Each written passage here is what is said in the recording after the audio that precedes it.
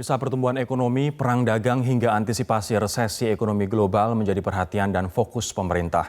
Apa saja langkah pemerintah untuk mengantisipasi dan meningkatkan pertumbuhan ekonomi? Sudah bergabung dari kantor Kementerian Koordinator Perekonomian, Menko Perekonomian Erlangga Hartarto. Pak Erlangga, selamat malam Pak.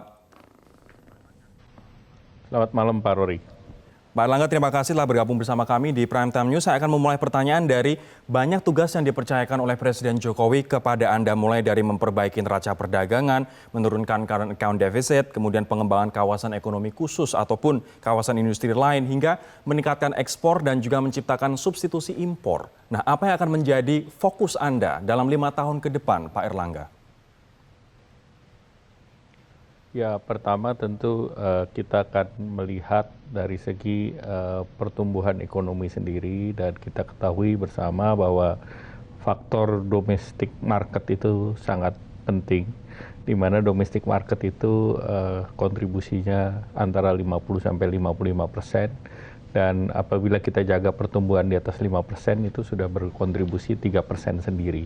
Nah, sisanya tentu kita akan bicara mengenai investasi dan terkait dengan kebijakan fiskal. Jadi 3 hal itu yang menjadi ujung tombak daripada pertumbuhan ekonomi kita ke depan. Kalau misalnya tadi Anda dikatakan konsumsi domestik adalah ini bisa memboost ekonomi kita, tulang punggung ekonomi kita.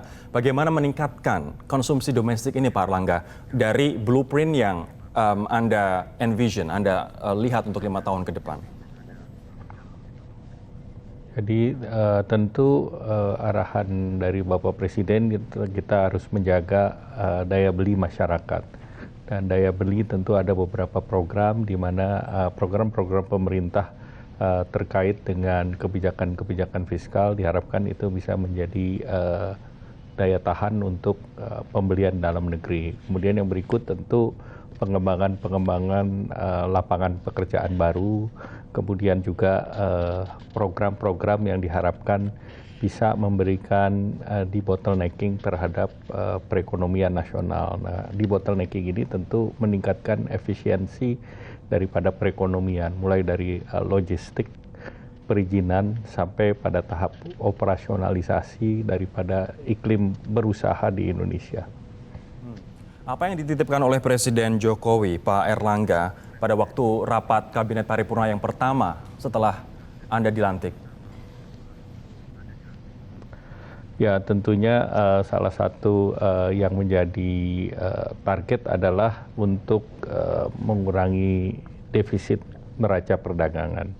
Nah, untuk menurunkan defisit neraca perdagangan, tentunya kita harus melihat komoditas ataupun apa yang menjadi penyebab daripada defisit perdagangan itu sendiri.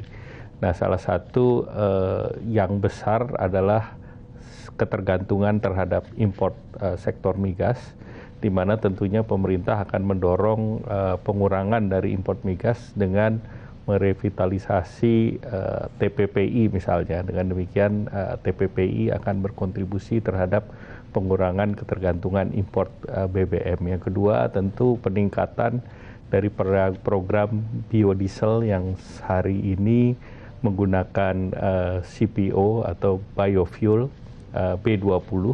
Tentunya ini kita bisa tingkatkan menjadi B30 atau bahkan ke B100 pada waktunya nanti.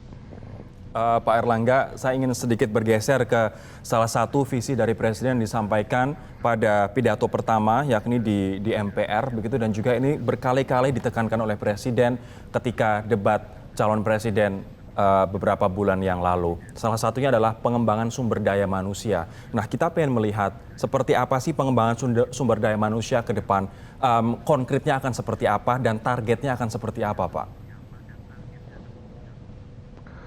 Pengembangan sumber daya manusia yang utama tentu untuk melakukan transformasi kemampuan daripada dunia kerja melalui pendekatan antara dunia kerja dengan dunia industri, kemudian juga tentang kebutuhan akan tenaga kerja.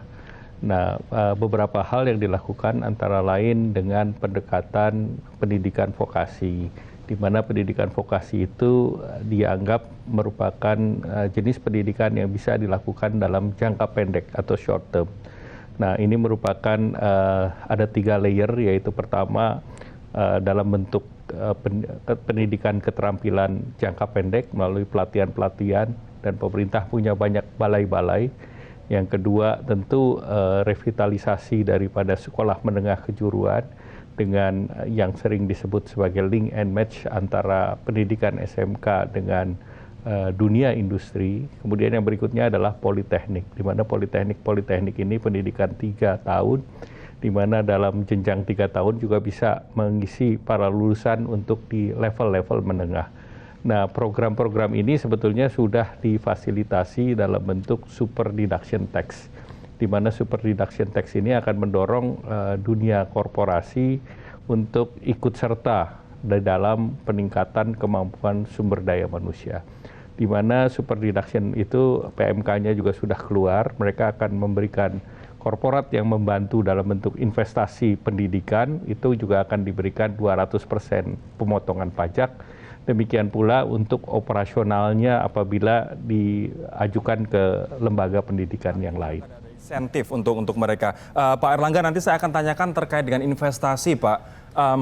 Paparan dari Bank Dunia menyatakan bahwa 33 perusahaan dari China merelokasi pabriknya begitu dan tidak ada yang masuk ke Indonesia. 23 diantaranya masuk ke Vietnam. Belum lagi data dari Kata Data, saya kutip di sini bahwa ada perusahaan-perusahaan besar di tahun 2019 ini dan juga tahun 2016, 17, 18 yang hengkang dari Indonesia dengan berbagai alasan, berbagai faktor. Nah, bagaimana kita mengefektifkan investasi ini khususnya untuk meminimalisir atau mensimplify aturan-aturan dan juga untuk agar investor mau masuk dan membuka pabrik berinvestasi di Indonesia, apa strategi Anda? Kami akan membahasnya sesaat lagi. Tetaplah bersama kami, pemirsa.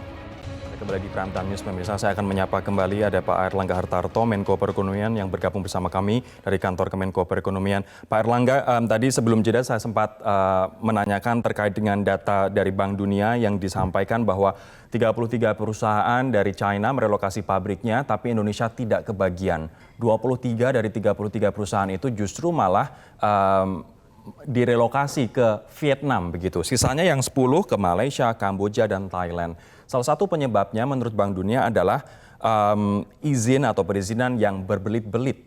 Apa kemudian visi dari pemerintah, langkah dari pemerintah agar perizinan ini tidak berbelit-belit dari pusat hingga ke daerah, Pak? Jadi pertama pemerintah melihat bahwa ini ada constraint ataupun ada tantangan di bidang perizinan.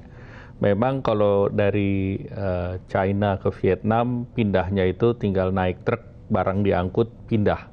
Nah, kalau Indonesia tentu berbeda karena kita tentu yang pindah itu biasanya perusahaan-perusahaan yang skalanya dalam tanda petik agak besar atau korporat. Dan tentunya pemerintah sekarang sedang mengevaluasi sistem perizinan yang sekarang.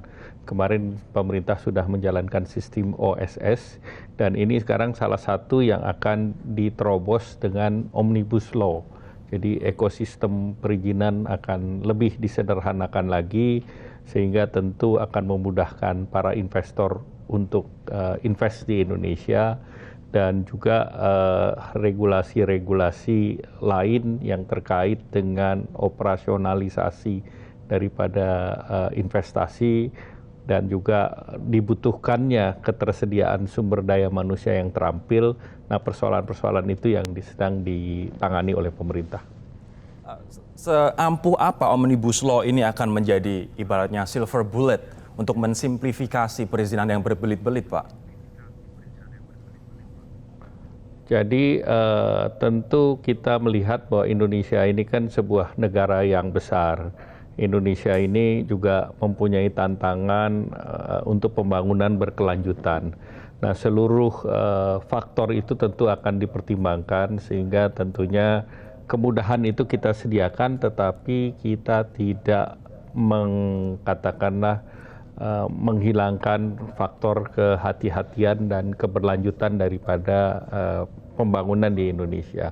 Nah, salah satu tentu kemudahan-kemudahan itu juga terkait dengan relokasi, karena kita sekarang bicara relokasi, maka relokasi perlu dimudahkan, baik itu untuk barang modal maupun nanti untuk mereka berkelanjutannya ketersediaan bahan baku untuk produk-produk manufaktur yang diharapkan untuk bisa mengisi rantai pasokan daripada industri di dalam negeri maupun apabila mereka menjadi rantai pasokan dari global supply chain. Baik. Perlukah Indonesia khawatir, Pak Menko, dengan adanya perang dagang antara Amerika dengan China, Amerika dengan EU, dan juga Jepang dengan Korea? Tentu kalau kita lihat perang dagang itu China, Amerika itu dampaknya tidak terlalu langsung terhadap Indonesia. Kita dampaknya adalah secondary. Nah, secondary itu terkait dengan investasi. Bagaimana para investor itu dengan situasi ekonomi yang penuh dengan tantangan termasuk perang dagang antara Cina, Amerika, Korea, Jepang, itu moodnya itu mereka berhati-hati. Tetapi ini bisa juga dirubah menjadi kesempatan bagi Indonesia karena tentunya dari segi perdagangan mereka yang pembeli di Amerika ataupun di Jepang tentunya akan melihat sumber-sumber lainnya. Dan Komunitas Indonesia apa yang ini bisa termasuk jadi negara kesempatan, di Pak ASEAN. Menko? Ekonomi Indonesia ini terbesar di ASEAN, dan kalau kita bicara komoditas, kita lihat komoditas seperti tekstil, clothing, garment, elektronik, otomotif, kemudian juga furniture, kemudian jewelry, itu komoditas-komoditas yang kita bisa kembangkan sebagai low hanging fruit. Jadi bisa kita genjot untuk ekspornya dinaikkan. Baik. Semoga perang dagang ini justru malah memberi kita kesempatan untuk kita banyak mengekspor ke negara-negara yang terkait dengan perang dagang tersebut. Pak Menko Perekonomian Airlangga Hartarto, terima kasih waktunya bersama kami di Prime Time News. Selamat malam, Pak.